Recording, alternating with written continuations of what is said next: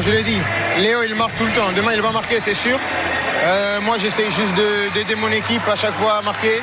C'est sûr que quand tu marques autant de buts en Coupe du Monde, ça te fait évoluer dans certaines sphères. Mais voilà, j'aurais aimé ne pas être le meilleur buteur de l'histoire et jouer demain le match. Donc je pense que c'est bien pour tout ce qui est héritage et quand on va arrêter de se dire que j'ai été un de ces joueurs-là. Mais aujourd'hui, c'est pas la première chose qui traverse mon esprit. Merci Kylian. Medal, you've got the match ball, but wow, that was a roller coaster, wasn't it? Yeah, it was a crazy game. Obviously, we're both still quite disappointed to not be in the final, but it was about finishing strong, and for us, giving the country the best position in the World Cup they finished for around 60 years, so we're happy with the final result. What won it for England in the end? Because for large parts of that second half, France were very much on the front foot. I think the first half won it for us. You know, we won the first half, they won the second half, and obviously in the end we got the 2 goals to win the game. So I'd say that's how the game went. A word on your penalty, the pressure on your shoulders. Then was Jude going to take it, and he gave it to you? No. Jude was never taking it. To be fair, he was the first one to say, "Go and get your hat trick." He was just holding the ball for me, so none of them come and try and distract me. But yeah, I was always going to take it. You are going to get the headlines with your hat trick. A lot of people will be asking why you haven't played more in this tournament. Do you feel you could have played a bit of a bigger part? Of course, I would love to have played more, but you know, it's too late to talk about that. You know, I just try to do my talking on the pitch, and yeah, it's done now, and let's move on. And the Arsenal fans in particular, I'm sure, will be wondering just how fit you are, because you certainly looked out there. Yeah, I'm fit. And you've had a few days to reflect from the disappointment. How do you look back on England's tournament as a whole? Yeah, I would say we built and built across the tournament. We had some amazing results, and in the end we fell short against Argentina, and yeah, it hurts a lot to all of us, and I'm sure it's the same for the fans back home, but we have to hold our head high and move on and focus on the next one. That's what I say. Finally, yesterday John Stone said he doesn't like the noise around the manager. How do you feel about that?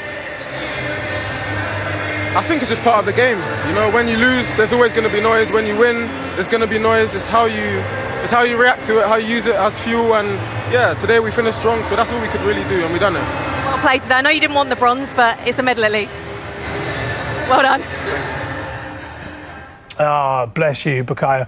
And as you can see, what a wild game. Look at the first half stats compared to the second half. We have got plenty of analysis for you. It might take us till 6 in the morning, but do stay with us. There's plenty to get through.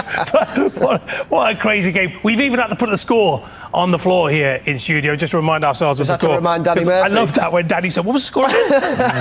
But what a crazy game. It was brilliant in the fact of what we wanted to see was we wanted to see front foot football, and we got it as well. Yeah. Yeah, you saw Saka there, how much he's hurting, how much these players, I mean, how fit was he? Do you know, he obviously didn't, he felt he could have offered something, but at least tonight he gets an opportunity to give a performance, but you get that feeling that he wanted to play in the last game and he didn't get that opportunity. Well, especially that last answer says so much, doesn't it? Even the Argentinian manager was saying, I don't know why Saka didn't take to the bit. So we'll always be looking back, but we have to look forward now. And the manager, everyone learns from it going forward, and let's hope they do that. OK, let's hear from Thomas Tuchel. He's with Kelly. Well, Thomas, wow, what a way for England's World Cup to finish. Try and sum that up for me if you can. Well, difficult. It's enough for 4 matches. What happened here? We had a brilliant first half and then a turbulent second half. You could see the difference what one day makes and the difference in the schedule. We're just so tired and drained from the last weeks. So massive compliment and for respect, the mentality that we showed and going through all the adversity, absolutely brilliant. Given what happened in the semi-final, did you ever fear that you weren't going to be able to see it out tonight? If I was in fear, I said, given what happened on Wednesday against Argentina, the way you lost the lead, did you ever fear that you wouldn't be able to see it out tonight? I was afraid of the physical demand of the match because we know the quality and speed of France, and they have much less. The schedule for them was just less demanding. They had 1 day more in between the semi-final to digest, and they had way less travel distances than us. So the sums just up for us. We played in the heat, overtime, and in altitude and whatever. So I was worried physically, and yeah, you could see it in second half, all the cramps, all the tiredness. But I was never worried about the mentality. I said it before. This team created something very special, and they showed it again. What changed at the drinks break as well? Because it felt like you had more control after that, or was it as simple as bringing on Jude Bellingham and Elliot Anderson? Not sure if we had more control. We had just fresher legs and then quality players again, and the others were tired. And again, like France played in the full flow and then full risk. This will come after. We will still feel the pain when we know tomorrow is the final and all that. So this will take a while, but overall, it gives me more energy than it takes from me. Thanks, Thomas. Well done. Very revealing interview. You probably heard Oasis "Don't Look Back in Anger" as well in the background. Is that how Thomas Tuchel needs to reflect on the World Cup now? Don't look back in anger. Well, he'll carry the scars because obviously that does impact on you. There was a fight though, and there was a reaction. But what he needs to do now for the future is develop a game plan where they can control games in a better fashion. I think that's what Spain have shown us against France, and we didn't quite show that tonight. As much as the game had enterprise and so much interest at either end, it got a little bit hairy there. So look, in the future, develop a game for us to do that. And I think the players are there. That's the encouraging thing. We saw a reaction from the players. There's enough ability there. It's just the manager getting it right, who the players are going to be at the right moments. Stephen, Tuchel's been hammered for the substitutions and the defensive retreat against Argentina, but he got his substitutions back on tonight. Yeah, he did. And the big thing was that arguably one of them was a midfield change which gave us more ability to press in that central area, which is probably what we needed against Argentina. The other one was Bellingham, which allows you to win free kicks, it allows you to hold the ball up, it allows you to take pressure off the team, it allows you to drive up the pitch, which is completely different to what we saw the other day. The big thing about losing a football game is how you react to it and how you learn from it. Now, the players will learn from it, but also the manager has to learn from it as well. I think there's been a lot of talk about Bellingham, Tuchel talking about how he's not disappointed with the changes he made in the Argentina game. He stands by them. But I think deep down, I think he'll look back on it in time and think, I could have been a little bit more proactive. I think he's probably looked at that over the last couple of days and thought, I can do more. Today he's done that. It had a positive effect towards the end of the game. But I agree with Martin. You don't want to get to that point where you're 4-0 up and suddenly you go to 4-3 and you think, hang about. Like, we shouldn't be in this position. We should be controlling this game.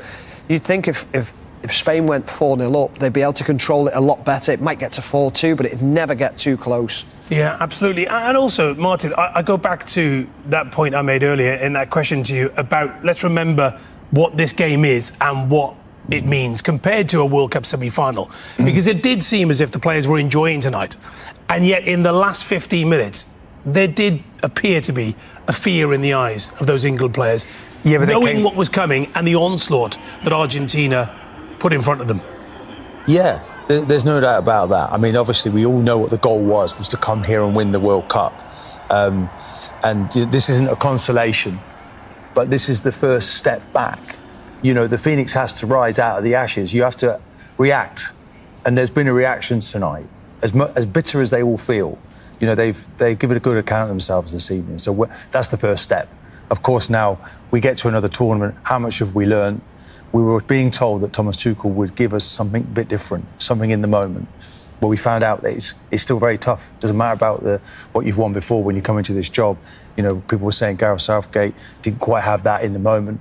Well, he didn't do a bad job when you look now. But he's taken us to the expectation level has risen. Thomas Tuchel couldn't quite take it there to the next step. I think, though, we're on a decent pathway. And if these people can stick together, can learn from this, and he can educate the players to play with more freedom. Because when he talked about DNA, it looked like he was having a little bit of a go and detaching himself from that and saying, look, something I can't control. Yes, he can. I've been there with a foreign manager, with Arsene Wenger, who made sure that we played with total belief and anything was possible. An attack, all-out football was what we played. So I think they come out with this with a level of credit tonight, picking up these medals. It's a home European Championships, as we see Harry Kane leading the squad up to get their bronze medals. It's a home European Championships as well. What does this squad learn from that sort of heartbreak, Stephen? Well, how do you develop? How do you emulate what Spain are doing, what Argentina are doing?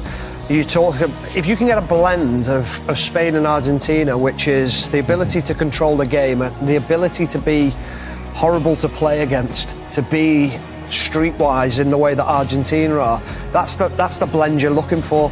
Are we a product of our own Premier League where it's fast, it's frantic, it's overpaced at times? However, we've got so many European foreign players within our league, you wouldn't think it's just that. Also as well, is it what's going on in our grassroots? Can we develop more from grassroots from the young ages up until senior football? Well, this is what I was saying earlier about whether Thomas Tuchel talking about the DNA, Martin, whether it comes from grassroots right the way to international elite level in terms of when you see Argentina, you know what you're going to get. They're going to keep fighting to the end and they'll drag you into a street fighting battle. Spain will control a football game. Yeah, 100%. And I think you look at the difference in the abilities of our centre midfielders more so than anything, in the way that they demand the ball under pressure all the time. I mean, there's the old saying, like, they'll take a ball in the phone box and keep it off you. That's the type of player that you want in tight situations, that can draw fouls and can keep the ball. But what he did say when he took the job was that there wasn't a clear identity and there wasn't a clarity in the way that the England team plays. They don't play with a rhythm. And he has to ask himself, was he able to bring that to the table? Well, the answer is no. No. So, look, it's a learning curve. It's not as easy as all of that. It's a nice touch to see Jason Steele coming up, who's been part of the squad. Because he's been helping out the squad all the way through the tournament, and I think that's epitomises what this squad's all about. There's a real togetherness, and you can see there Jordan Henderson and Harry Kane bringing him up to the stage. Lovely touch. And remember, Jude Bellingham, first England player to score 7 goals at a World Cup, overtaking Gary Lineker in 1986, Harry Kane 2018 and 2026, and further cementing Bellingham's reputation in world football. Well, he's been immense. I mean, he must be one of the top players in world football right now.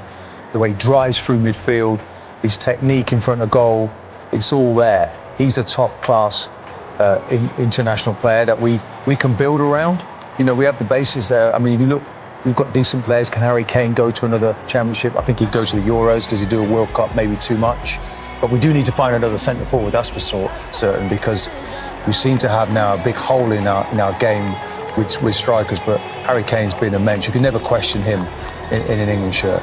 There were also a couple of key lines from that interview with Thomas Tuchel with Kelly Summers about a turbulent second half. He was worried about the players being tired and drained, and he was afraid of the physical demands. Let's face it, England have been involved in some real tough encounters, notwithstanding that game at the Azteca. Yeah, and also when he was talking about France's travel, you think of France where they located themselves. They were based out of New York, and then they had games in Boston, New York, and I think the other one was, Philadelphia. So there was very little travel. The travel in America, it takes out of here, the jet lag, the travelling on a plane, the dehydration, the recovery after you've travelled. There's an awful lot going into it, and that's something that you have to take into account as well. But the England fans who've travelled far and wide, sat at home watching, they probably don't take that just into account as much as how much they put themselves through, these players. The concern for me would be is that Thomas Tuchel's talking about late on in the tournament how fatigued the players are. If they had to play a final tomorrow, do you think they'd be fatigued? Absolutely not. So I think there's an element of emotionally they are absolutely drained because of losing the semi-final, and that's probably more so what he's talking about, that side of it. And again, lovely touch from Thomas Tuchel with Steele there. In terms of Harry Kane, Martin, main man for the Euros and the next World Cup? Well, certainly the next Euros. I think he can go again. But, you know, you're building. I thought Spence, actually, you talk about players who you should give a mention to, people who maybe exceeded expectations, who didn't start the competition that well. I thought he's been immense. We've seen not much of Saka. You can see there's still a bit of, maybe there's a friction with the manager, but that's good. You know, we saw Bellingham play really well because of maybe a friction with the manager when he asked for more from him. Morgan Rogers seemed to be the 10, and Bellingham then kicked on, and what a tournament he's had. So these relationships are building, and the manager then will needs to find a way to educate the player to understand at key moments how they retain the ball instead of kicking it to touch or kicking it away against Argentina. And let's not forget, we played against a very good World Cup winners, current holders, proud men with Messi on the pitch. You know, one of the best players we've ever seen. People say he's 38 years of age, but maybe he's playing his best football now. Maybe it's the most balanced Messi we've ever seen. And there's a collective around him. yes, we brought some of that problem to our own doorstep by retreating in the way we did. I don't think we'll do that again if we're in the same situation next time round. So Tuchel needs to be given that opportunity. And do you still stand by Thomas Tuchel in terms 100%. of European Championships? Is he still the 100%. man? Because it seems that there are varying views amongst anger, and you can understand all of that. But it'd be a complete waste of time if we weren't to stick with this man. What he's learned, what he's understood. I think he's intelligent. I think he can learn. I believe he's an elite manager, having won the Champions League and won titles in various different countries. No, I think we should support him. We thought we'd get a little bit more. I was surprised at some of the decisions. But that's the key point, because it was understood that Thomas Tuchel was going to be the difference between England finishing third, fourth, knocked out in the quarterfinals and winning the thing. Yeah, I think the most disappointing thing with this is that we all thought he was going to be the guy who took the handbrake off. We all thought he was going to be the guy, and I did as well. At the start of the tournament, I was looking at some of the changes he was making. He took Declan Rice off, he put Morgan Rogers on. He was constantly changing the wingers, which I thought was always a positive. I was just disappointed that he retreated so quickly in that game, and I thought it would be more aggressive in the way that he... So are you standing by the manager, Stephen? I am too. Yeah, I am. I think every manager deserves... I mean, listen, he's lost one game in a World Cup. It's a big one, though. Yeah, it's a huge game, but you've got to be able to learn, to progress with this team of players, to understand the capabilities. On reflection, Steve, I think on reflection, we changed our back four so many times. We had lots of changes. We were never really certain who was the best right winger, who was the best left winger. There were core players that were in charge of their positions. And if you look at the other teams, Argentina particularly, we pretty well know their 11. And there's a loyalty to some of those players, whereas that didn't quite happen with Thomas Tuchel through this tournament. Okay, congratulations to England and the bronze medals.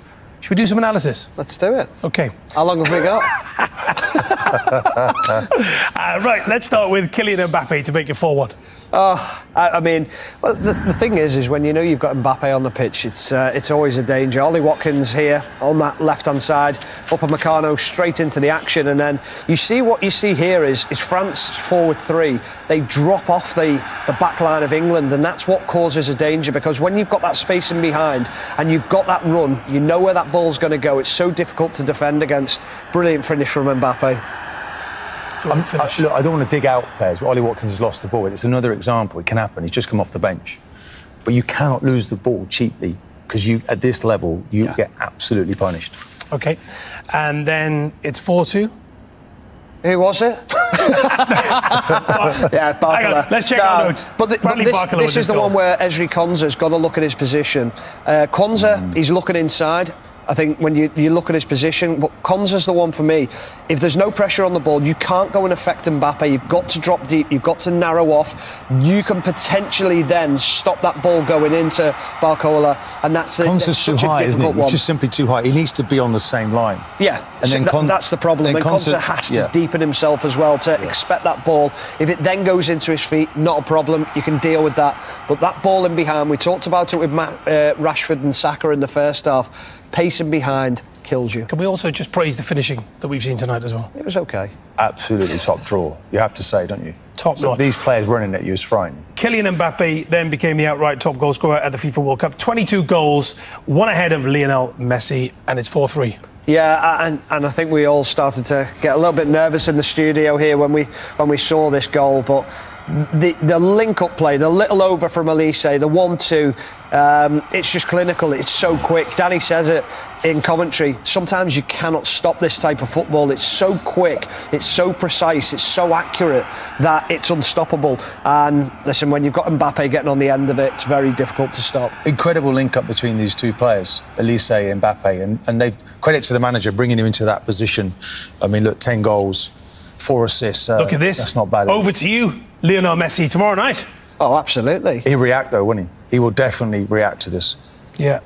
And then France had all those chances, and at this point, England were well under the cosh. Yeah, they were, and it was a case of, can you make changes? Can you affect the game? We talked about it before, and he was able to do that. But then France were still creating opportunities. Elise here finds himself free. No one stepped out towards him. What's he done there, Stephen? Has he been trying to be too precise there? He's not wrapping his foot around it. Yeah, that's what he's doing. Difficult. I mean, look, these were really gilt-edged opportunities for France, and they were rampant. Would you see Dembele scoring? Well, I think he just needs a bit more clinical in front of goal. I mean, they were a bit off tonight, luckily, but it was wave after wave. This one is one here. Look, how has he missed this off his right foot? You know, I think he gets cramp after that. I mean, it's a beautiful touch from Elise, isn't it? It's a beautiful touch. And then you're expecting the net to bulge. He's such a clever player. I mean, the one where he opens his foot, he opens it ever so slightly, and that's the fine margins of football. But listen, when they go forward and they create opportunities like that, for a defender, it's very, very difficult to stop. Yeah. But I think you have to applaud England then at this point. They responded. And we talked about the Argentina game where they didn't want to go forward. But Spence, who's been one of the standout players, he breaks forward. He has that endeavour. I want to get forward. I want to affect the game. He grabs a penalty. And then that's an important moment for England. Yeah, let's take a look at this. No doubt. Definite penalty. Oh, no doubt. And it's all down to his pace. And it is a real commodity. If you've got this at any level, particularly at international level, look at this run he's going on. We've been under the cosh. His body's in the box. And look, it's a poor tackle and a definite penalty. And that pretty well cleaned it up for him. But the other thing I'd say about that is the easy option there is not to make the overlap. The easy option is to go, do you know what, we're going to hold as a 4 here.